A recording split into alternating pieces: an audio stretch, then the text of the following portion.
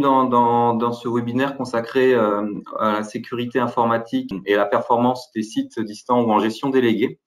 Donc pour ce webinaire, donc comme d'habitude, hein, vous avez l'espace de chat pour poser vos questions en bas à droite, et puis du coup le webinaire va être enregistré, ce qui vous permettra de le revisionner après sans problème. Donc, on va pouvoir démarrer. Donc, on va commencer par se présenter. Je vais couper la caméra après aussi pour qu'on puisse mieux voir les slides.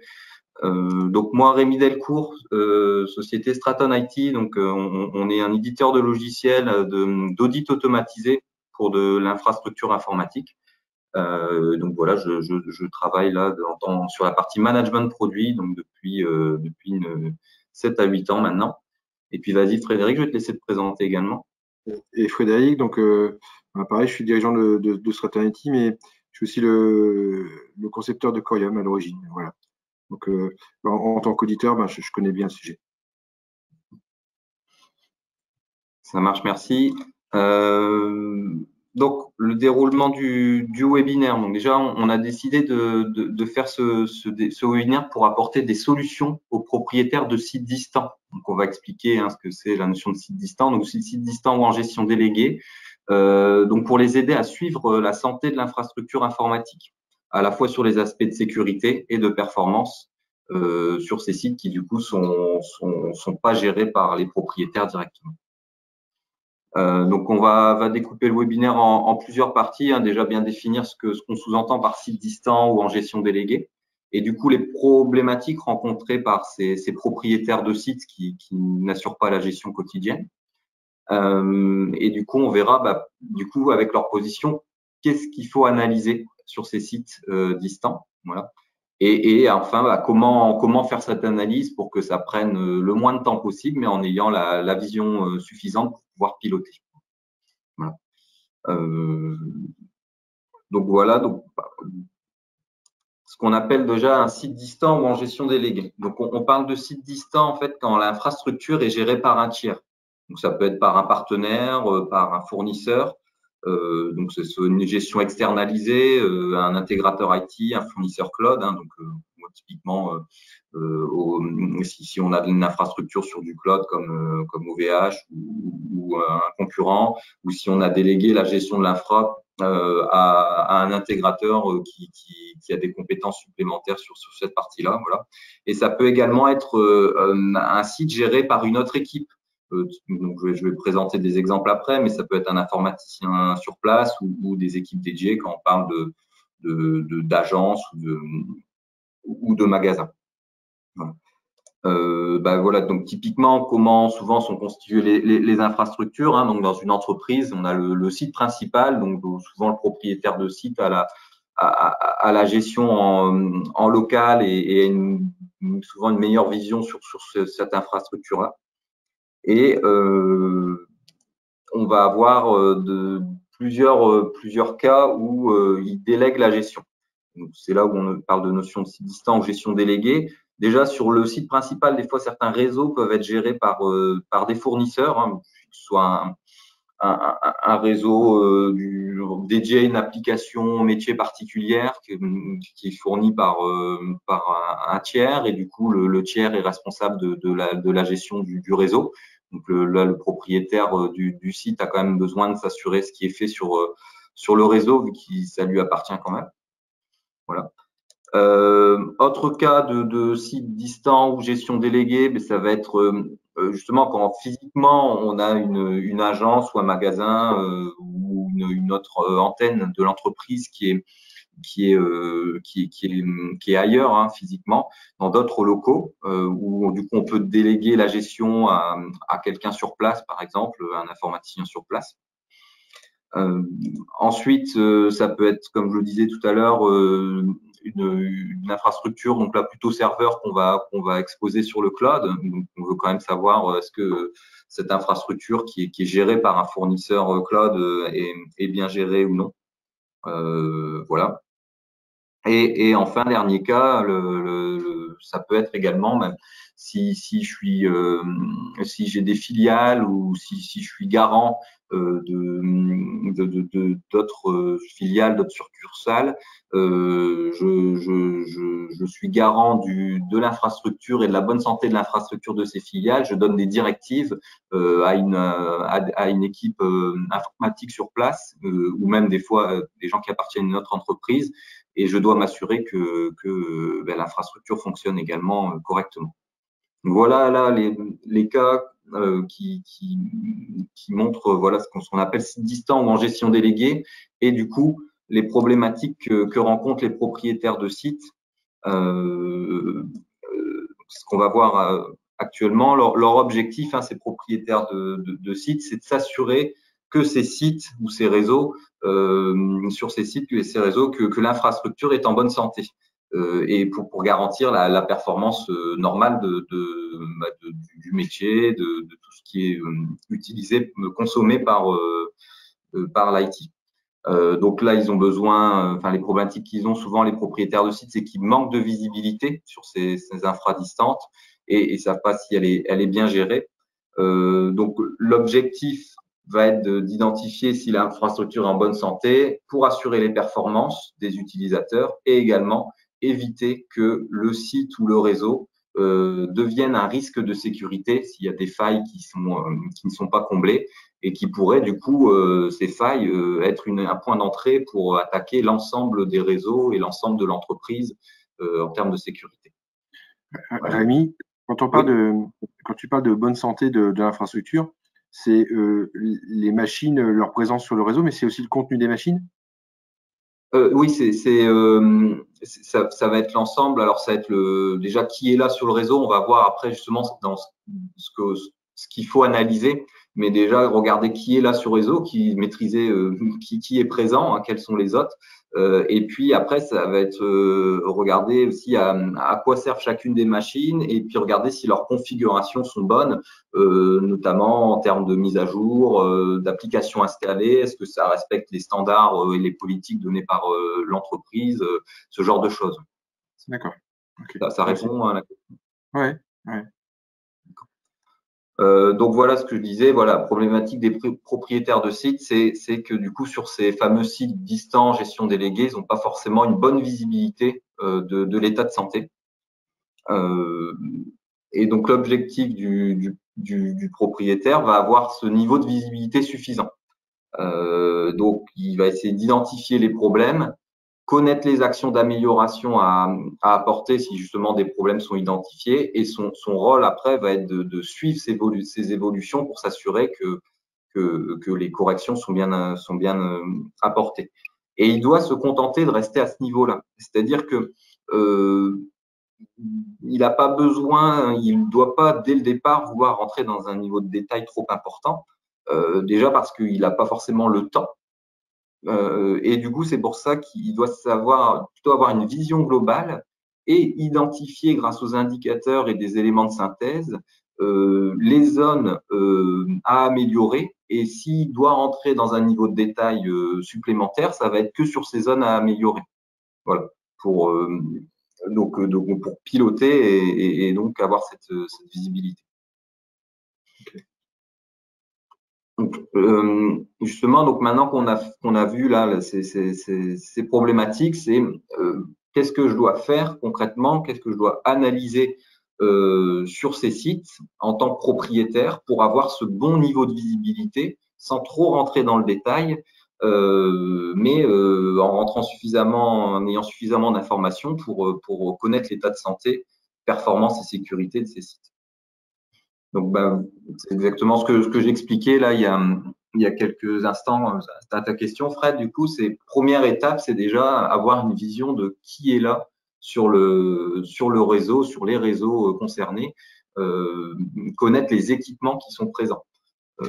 Est-ce que tout le monde est légitime? Est-ce que toutes les machines connectées au réseau sont des machines qui sont autorisées? Première étape, donc voilà, recenser les postes, les serveurs, les équipements réseau, les téléphones, les imprimantes, tout ce qui a une IP et qui est connecté au réseau. La seconde étape maintenant va être de connaître l'utilité des machines. Donc là, c'est maintenant que je sais qui est là, c'est qui je suis et à quoi je sers.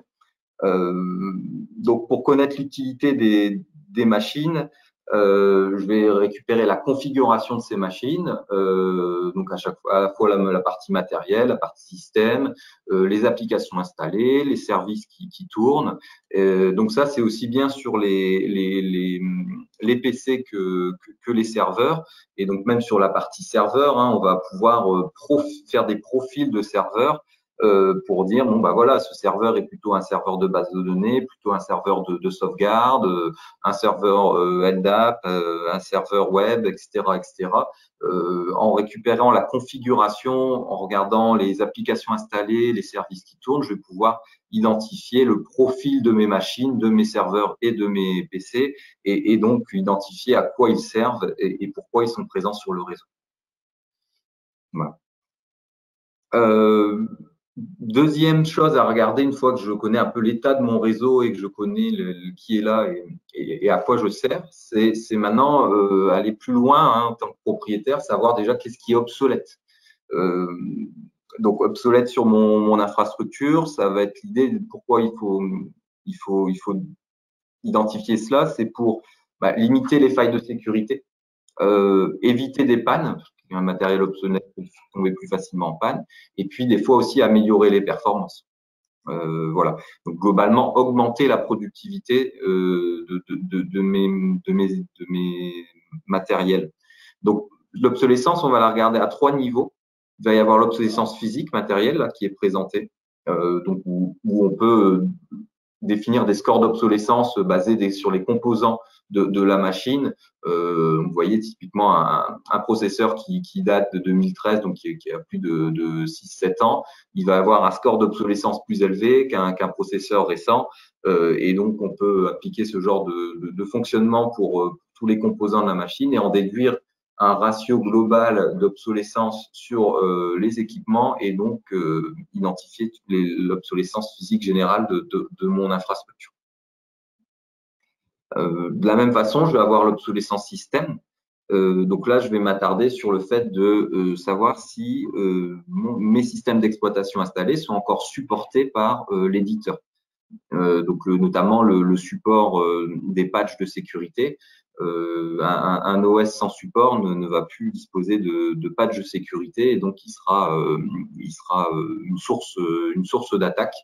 Voilà, donc de la même façon, basé sur ce que je récupère de niveau configuration, je vais pouvoir croiser ça avec les dates de fin de support et identifier les machines qui sont obsolètes au niveau OS et celles du coup où je dois prévoir un upgrade. Dernier point sur l'obsolescence, cette fois-ci, ça va être l'obsolescence logicielle des applications et notamment la partie licence. Donc, est-ce que mes applications qui sont soumises à licence, est-ce que j'ai bien acheté la licence sur chacune de ces applications? Est-ce que je suis bien en dernière version de l'application? Et donc le but, m'assurer que mes applications sont récentes, en dernière version, et qu'elles ont bien les licences adaptées et que j'utilise encore cette application parce que aussi payer une application, une licence sur laquelle je n'utilise plus l'application, bon bah ça c'est des coûts, de l'argent perdu, entre autres. Donc voilà la partie d'obsolescence à 3 niveaux, le matériel, le système et puis la partie applicative. L'élément suivant que je vais pouvoir piloter, tu avais une question peut-être? Justement, d'habitude, je pose toujours plein de questions, mais là, j'en ai pas aujourd'hui. Je suis un peu sec. Voilà, tout va bien pour l'instant. Et personne ne pose de questions sur le chat ou la liste de questions. N'hésitez pas si vous en avez. Hein. Moi, pour l'instant, c'est clair pour moi. Merci, Rémi. Pas de souci, merci. Donc oui, donc troisième chose à regarder, donc après l'état du réseau, l'obsolescence, c'est l'homogénéisation de mes configurations. Alors pareil, ça va être à plusieurs niveaux. Alors déjà, l'intérêt d'homogénéiser au maximum mes configurations, ça va être de diminuer les coûts de maintenance et de standardiser les performances. Donc, diminuer les coûts de maintenance parce que je vais mieux connaître quand un informaticien va intervenir pour un souci, il va mieux connaître les équipements sur lesquels il intervient parce que ça va être à chaque fois la même configuration, peu importe l'équipement. Donc, il va aller plus vite à la résolution. Et puis, pareil, quand il va résoudre quelque chose, il va pouvoir le propager d'un coup sur l'ensemble des machines qui sont concernées par un éventuel souci et donc ne plus être embêté par ce souci-là sur les autres modèles. Voilà. Donc, l'homogénéisation des configurations est à regarder donc à nouveau au niveau des modèles de machines. Voilà, là, on voit typiquement un parc qui utilise des modèles hétérogènes de machines. Voilà. On va regarder également cette homogénéisation au niveau de la répartition des OS. Alors là, on voit justement un exemple intéressant, c'est que on est sur du Windows 10 sur au moins sur plusieurs machines, mais il y a plusieurs versions différentes de Windows 10. C'est là où on va voir que, notamment pour l'obsolescence, chaque version a son propre cycle de vie et expire à un moment différent. Voilà. Donc pareil, homogénéiser les OS va permettre de standardiser les comportements de la machine. Et enfin, la dernière chose, et peut-être la plus importante sur cette partie homogénéisation des configurations, c'est l'homogénéisation des applications et de leur version. Donc, il est vrai que des fois, on trouve pour un même usage plusieurs applications différentes qui sont utilisées, des fois des applications de prise en main à distance ou des éditeurs de texte ou des choses comme ça. Et parfois, on trouve la même application par le même éditeur, mais dans des versions différentes. Comme là, on voit ici du Postgre qui est enfin un utilitaire de Postgre pour gérer les bases de données Postgre qui est sur plusieurs versions différentes en fonction des machines. Voilà, là de la même façon, plus je vais avoir de versions différentes et de types d'applications différents, et plus je peux avoir des comportements différents à l'utilisation pour les utilisateurs finaux et donc avoir des bugs qui ne sont pas reproduits d'un côté ou d'un autre et qui fait que on perd du temps à arriver à être productif et à travailler sur l'essentiel. Voilà. Donc cette partie homogénéisation d'application est importante pour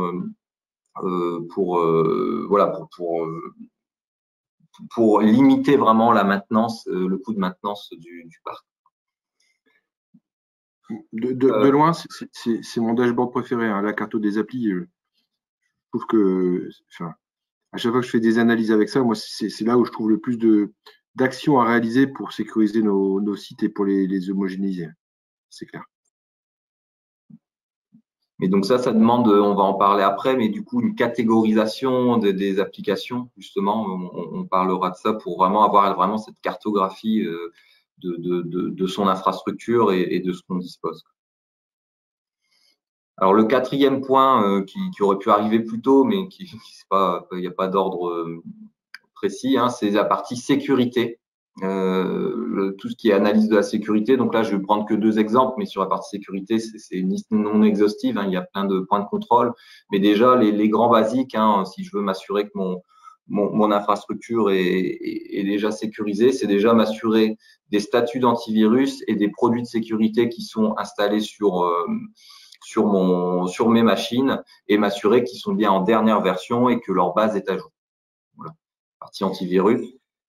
Et l'autre aspect, après, c'est les mises à jour et particulièrement les mises à jour de sécurité proposées par les OS et même les applications, on en a parlé avant, mais déjà sur la partie système, s'assurer que le système de mise à jour automatique est activé.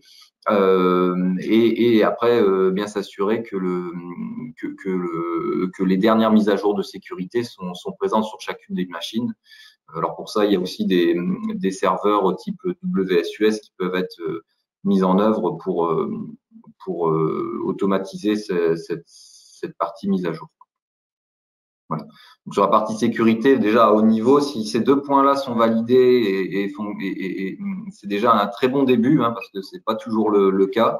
Après, il y a plein d'autres aspects de sécurité où on pourra rentrer en détail. Bon là, je vais pas aller plus loin pour l'instant sur cette partie. Et donc, un dernier aspect qu'il faut regarder pour garantir la performance de mon infrastructure, c'est la gestion capacitaire. Donc la gestion capacitaire, on va retrouver ça autour de l'espace disque, la quantité de RAM. Ça peut être même aussi la quantité de machines. Est-ce que tout le monde a une machine? Tous ceux qui ont besoin ont bien une machine à disposition. Et puis après, précisément sur la machine en elle, est-ce que l'espace disque est suffisant pour pas altérer les performances? Et puis, est-ce que je sais anticiper suffisamment tôt une extension de disque ou un achat de disque pour pas attendre le fait qu'il devienne plein pour réagir et du coup l'incident. C'est une question qu'on a souvent, la partie space disque, notamment sur les serveurs de base de données, ça. Parce que les logs parfois peuvent remplir les disques très vite et le but c'est d'anticiper. Voilà. Et alors, dernier point, en fait, finalement, pour résumer, hein, pour le propriétaire d'un site qui doit s'assurer qu'un site distant est bien géré, bah, lui, en fait, son rôle, son but, c'est de piloter avec la vision globale. Et donc, la vision globale, ça va être avoir une météo, un état de santé de son infrastructure avec des grands indicateurs, hein, qui vont donner, par exemple, on va retrouver les choses qui ont été présentées précédemment, mais justement le taux d'obsolescence, les points de sécurité invalides, l'uniformité du parc, les points à regarder. On va avoir des synthèses, là, comme ici la checklist qui est présentée, qui va indiquer pour chaque critère, est-ce que finalement par rapport à des bonnes pratiques, on est bon, on est moyen, on est mauvais, c'est-à-dire est-ce qu'on les respecte plus ou moins. Et donc ces synthèses et ces météos, ces indicateurs qui vont permettre aux propriétaires de piloter en créant du coup son plan d'action et en allant zoomer et en demandant des actions sur les aspects les plus dégradés de l'infrastructure. C'est vraiment ça le but du pilotage pour le propriétaire de site. En fait, finalement, la problématique, c'est donc de gérer ces sites distants ou ces sites en gestion déléguée. Et ce que tu montres là, c'est que c'est en ayant une bonne visibilité, c'est-à-dire qu'en fait, une forme de transparence et de savoir sur ce qui se passe sur ces sites-là, qu'on va savoir si on doit intervenir ou pas et si on doit gérer. C'est un souci de transparence, quoi. C'est ça, c'est avoir la visu, mais haut niveau, mais du coup une vision globale quand même. Et du coup, une fois que j'ai cette vision globale, je sais identifier sur quel aspect je vais aller zoomer. Et donc, si tu as 10 ou 20 sites, ça va te permettre de savoir quels sont les sites sur lesquels il faut intervenir. Ou en tout cas, ceux qu'il faut intervenir en priorité. Exactement. OK. Si je résume, du coup, ce qu'il faut analyser sur les sites distants, hein, bon, je vais me répéter, mais voilà, c'est finalement le propriétaire de site, qu'est-ce qu'il a besoin de savoir pour avoir cette vision globale? C'est de quoi est composée l'infrastructure, à quoi servent les machines, est-ce que l'infrastructure est obsolète, est-ce que l'infrastructure est homogène, est-ce qu'elle est sécurisée, est-ce qu'elle est suffisamment dimensionnée pour maintenir ses performances? Et enfin, de manière générale, est-ce que je respecte l'ensemble de ces bonnes pratiques et donc avoir cette synthèse et pouvoir décider de mon plan d'action. Et tu décides de ton plan d'action quand tu as ta vision globale. Voilà. En fait, ça permet d'anticiper et pas de subir au moment où il y a un plantage sur un des sites, quoi. Voilà, c'est ça. Et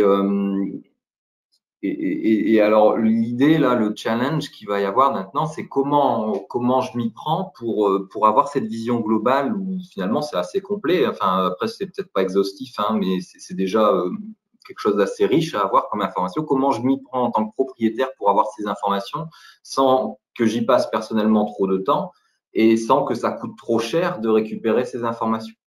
Et donc là, c'est là où je vais rentrer dans la dernière partie, comment faire cette analyse. Et vous parlez justement là de ce qu'on fait avec notre solution Corium. et notamment l'audit automatisé qui va permettre d'avoir cette vision globale et synthétique. Donc, nous, Corium, comment ça fonctionne? C'est un outil où on va collecter les données de configuration sur les machines que l'on souhaite analyser. Alors, cette collecte, en fait, elle va d'abord passer par une découverte réseau, le fameux qui est là dont j'ai parlé tout à l'heure, déjà pour voir quels sont les types d'équipements présents sur le réseau. Et puis après, collecter plus particulièrement sur tout ce qui est PC et serveur, les ressources matérielles, la configuration système, les applications installées, et puis donc plein de configurations possibles. Ces données collectées vont ensuite être analysées de façon automatisée avec en fait notre base de connaissances qu'on a appelée Stratopedia, notre base de connaissances et notre moteur d'intelligence artificielle. Donc, on va d'abord consolider les données reçues des différentes machines et on va après croiser ces données avec la base de connaissances. Donc, un exemple, on parlait tout à l'heure d'obsolescence système. Donc, je collecte en fait au niveau de la machine la version exacte du système d'exploitation. Une fois que j'ai consolidé les données, grâce à ma base de connaissances Stratopedia qui m'indique que, par exemple, la dernière version de l'OS Windows 10 est supportée jusque 2027, je croise les données et j'en déduis que je suis encore sous support sur cette machine-là. Et du coup, ça, je vais le répéter pour chaque machine, chaque OS. D'où l'intérêt que ce soit automatisé pour le faire rapidement. Et je vais le répéter aussi, pas que sur la partie calcul de l'obsolescence système, je vais le répéter aussi pour calculer mon obsolescence physique, pour classifier les équipements que j'ai découverts sur le réseau automatiquement entre les différents types d'équipements. Je vais les utiliser pour catégoriser et classer mes applications, justement pour créer cette fameuse cartographie applicative. Je vais aussi pouvoir y mettre en face, par exemple, la liste des vulnérabilités connues, les CVE, et donc identifier si une application qui serait installée sur l'une des machines présente des vulnérabilités. Donc, vous voyez, à partir de cette donnée brute qu'on va consolider, la base de connaissances que l'on a créée et qu'on maintient un jour va permettre justement d'enrichir la donnée et tout de suite de transformer le niveau d'analyse pour tout de suite avoir des informations qui nous permettent de décider et de conclure sur la bonne état de santé de la machine et de l'infrastructure en général. Et donc, une fois que j'ai tout enrichi, classifié, consolidé, ça va me permettre de calculer les grands indicateurs et enfin, du coup, sortir des rapports, donc des rapports qui vont présenter les résultats qui peuvent être de très haut niveau avec une vision globale et synthétique, jusqu'à des rapports du coup plus détaillés on va pouvoir zoomer si besoin. Donc voilà, donc déjà cette notion d'audit automatisé va permettre aux propriétaires de gagner du temps dans le pilotage de son infrastructure distante. Et alors, une fois que j'ai fait cet audit automatisé, je l'ai fait une fois, sauf que du coup, moi, l'objectif en tant que propriétaire, on a dit tout à l'heure, c'était suivre dans le temps. Une fois que j'avais cette vision, c'était décider des actions d'amélioration à implémenter et suivre l'évolution dans le temps. Et donc là, nous, on a été un peu plus loin du coup, c'est que cet audit automatisé, on le propose en continu, c'est-à-dire avec une récurrence trimestrielle pour justement suivre les évolutions de l'infrastructure et donc ça devient un vrai moyen de pilotage pour le propriétaire de site face aux équipes qui gèrent le réseau ou le site distant. Voilà. Voilà pour la méthode et le fonctionnement. Et donc, juste un peu à rajouter sur la boucle là, Rémi.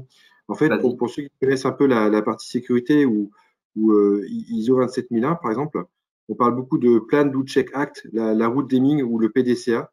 Ben là, nous, ce qu'on propose, c'est un PDCA en intégrant la notion d'audit, justement, sur la partie check, en fait. C'est-à-dire que dès en amont, le plan et puis après le check, cette notion d'audit récurrente vous permet de savoir où vous allez, décider de vos actions et de suivre vos actions une fois qu'elles ont été faites. Et là, on vous propose une roue trimestrielle. Ouais, c'est vrai qu'on peut recalquer ça sur un PDCA, en effet. Ouais. Voilà. Bon. Et alors, du coup, il me reste juste finalement le slide de conclusion. Hein. Je pense qu'on a fait le tour. Et donc, ce slide de conclusion, c'est ce qu'il faut retenir. Hein, voilà, en tant que propriétaire de site, responsable d'une infrastructure que je ne gère pas moi-même parce que j'ai délégué la gestion ou parce que la gestion est réalisée j'ai pas la possibilité physique d'être présent pour gérer le site vu qu'il est distant. Piloter efficacement, c'est piloter du coup avec une vision globale et les indicateurs. Donc pour pouvoir zoomer sur l'essentiel. Automatiser l'analyse justement pour que ça ne me prenne pas de temps et que ça ne me coûte pas cher, pour que ça aille vite, même pour les équipes d'avoir ces analyses et ces indicateurs. Analyser fréquemment justement pour suivre les évolutions et s'assurer que l'infrastructure est bien ne se dégrade pas au fil du temps et ne pas faire ça en one shot une fois tous les 2 ou 3 ans. Voilà, avoir cette vision fréquente. Et puis donc, j'ai déjà dit, hein, du coup derrière, ça me permet de suivre les actions grâce à la récurrence et à l'analyse trimestrielle en l'occurrence de ce qu'on propose. Voilà. J'en ai fini pour ma partie de la présentation. Donc, si vous avez des questions et des questions, je vous propose de les mettre dans le chat qui est prévu à cet effet sur l'outil. Pendant qu'il y a des questions qui remontent, Rémi, est-ce qu'on aurait quelques exemples d'importance sur l'uniformité? Moi, je trouve que, tu sais, on a parlé d'homogénéiser. Moi, je trouve que j'ai beaucoup de mal à convaincre certaines personnes, alors pas des informaticiens, mais plutôt des DAF ou des dirigeants qui travaillent avec les directeurs informatiques. Et je trouve que parfois, on a du mal à leur expliquer à quel point c'est important que ce soit homogène, en fait. Et je ne sais pas si tu as des exemples qui viendraient de nos clients auxquels on pourrait discuter ensemble pour montrer aux personnes présentes l'utilité et l'importance d'homogénéiser, puis à donner des arguments surtout. Alors, je pense que tu vas réussir à avoir au moins autant d'exemples que moi, mais là, un premier qui me vient en tête, c'est un client pour qui on a détecté plusieurs outils de prise en main à distance, par exemple, qui sont différents. Et alors, ce qui est gênant là-dedans, c'est que déjà, officiellement, il y en avait qu'un qui devait être utilisé par les équipes. Et du coup, chaque outil de prise en main, ça peut être une faille de sécurité parce que du coup, ça ouvre des accès supplémentaires qu'une application classique. Et là, si le gestionnaire de parc avait cette vision tout de suite de l'ensemble des applications qui sont utilisées et grâce au fait de s'être rendu compte que finalement il y a plusieurs outils, il a vu qu'il y avait du coup des failles et il a pu corriger ces failles et en n'ayant qu'un seul outil, voilà, c'est mieux maîtrisé et c'est une source de sécurité en moins. C'est un premier exemple que j'ai. Après, ça va être sur des applications métiers, je pense aussi, ou des applications même des fois des éditeurs, hein, même des versions de Word ou d'autres logiciels, où finalement le fait de ne pas avoir la même version d'un utilisateur à un autre, des fois on crée des comportements différents et un tel va dire tiens moi j'ai ce résultat là, comment ça se fait que toi tu n'as pas le même? Parfois c'est dû justement au fait que l'applicatif utilisé ne soit pas le même. Je sais pas si tu as un exemple de ça. Ben, je me rappelle justement d'un client effectivement qui avait sur son parc du Microsoft Office, mais aussi du LibreOffice et du OpenOffice. Et donc forcément, quand il s'échangeait des fichiers, c'était pas toujours parfait, quoi. Effectivement. Oui. Je me rappelle maintenant. Ouais, ça, c'est un cas classique. Mais ça se produit aussi sur d'autres types d'applications, hein, des fois sur même des applications de retouche d'images. Bah, tiens, un cas client également, c'est l'utilisation de Visio, donc pour faire justement du schéma, des schémas, des choses comme ça, où il y avait un utilisateur qui utilisait Visio 2013, l'autre Visio 2016. Et en fait, celui qui utilisait Visio 2016, ces schémas n'étaient pas utilisables par celui qui utilisait 2013. Enfin, ça cassait la mise en forme et tout. Donc, à chaque fois, il perdait du temps. Et je crois que certains, il n'arrivait même pas à les ouvrir. Bon, parce que du coup, c'est des pertes de temps qui peuvent être évitées, quoi. Et donc, écoute, je vois pas de questions. Donc, je vais juste faire un dernier retour. Un cas d'usage qui est intéressant, en fait, on a un de nos clients, en fait, c'est une communauté de communes, et donc qui est amené à gérer plusieurs mairies, mais aussi des sites externes. Et notamment, c'est cette histoire de gestion déléguée qui est importante. C'est qu'ils ont à gérer, je prends le cas d'un musée, ils ont géré un musée dans lequel il y a déjà un informaticien, mais eux, ils sont garants de la partie serveur. Donc, le fait d'avoir un auditeur tierce externe leur permet sur ce site en gestion déléguée d'avoir un tiers de confiance qui, tous les trimestres, leur dit voilà les rapports et fait avec eux un point d'une heure complète où on analyse avec eux ce qui va pas sur le site. On les aide à faire le suivi. Et en fait, on sert de tiers de confiance dans cette histoire, sachant qu'il y a deux entreprises qui agissent sur ce site, en fait. Donc là, c'est un bon moyen de l'audit. L'audit, en fait, est un bon moyen d'améliorer l'infrastructure en permanence et d'avoir une visibilité propre, claire et complète tous les trimestres. Alors, il y a des gens qui disent ouais, moi je la voudrais toutes les semaines. Si déjà tout le monde avait une visibilité propre tous les trimestres de toute son infra, ce serait déjà énorme, en fait. Un autre exemple que j'ai dans ce style-là, c'est un autre client qui, lui, il a un réseau dédié justement pour un fournisseur. Donc, le fournisseur, puisque son application, c'est une application de BMS, donc de gestion de bâtiments. GTD. GTD, oui. Et du coup, c'est le fournisseur qui s'occupe du réseau parce qu'il y a que son appli dessus et donc c'est lui qui gère le réseau. Sauf que du coup, le propriétaire, il est des fois, il sait pas trop, il a une politique à appliquer et il sait pas trop comment se passe, comment agit ce fournisseur sur ce réseau-là. Et donc là, c'est un moyen aussi, pareil, de contrôle pour s'assurer que la politique et les standards dictés par l'entreprise sont respectés sur ce réseau. Ouais. Et en plus, là, dans ce côté exemple, je vois de quel client tu parles. En fait, le contrôle n'est même pas un contrôle du fournisseur, c'est un contrôle du bon fonctionnement de l'infrastructure et qui, quelque part, aide les deux, aide aussi bien le fournisseur que le client pour être sûr que sur ce sous-réseau, il y ait bien que les machines du fournisseur et pas d'autres, par exemple. Oui, ouais. Exactement. Avec les bonnes configurations. Bon, très bien. Bon, écoute, Rémi, moi, j'ai plus de questions. Les personnes présentes non plus. Donc, je ne sais pas si tu as quelque chose à ajouter pour conclure. Oui, alors deux choses. Donc, comme j'ai dit tout à l'heure, hein, le replay va vous être envoyé. Aussi, si vous avez des questions, ne pas hésiter à nous envoyer un mail à info@corium.com ou à nous appeler au numéro qui est présenté.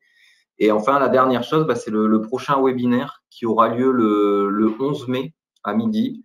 Et donc, cette fois-ci, on parlera de comment protéger mes serveurs alors que je ne suis pas un expert sécurité. Donc ça, pareil, c'est un cas client où la personne qui gère les serveurs n'est de base pas quelqu'un de l'infrastructure, donc qui apprend en fait sur le tas.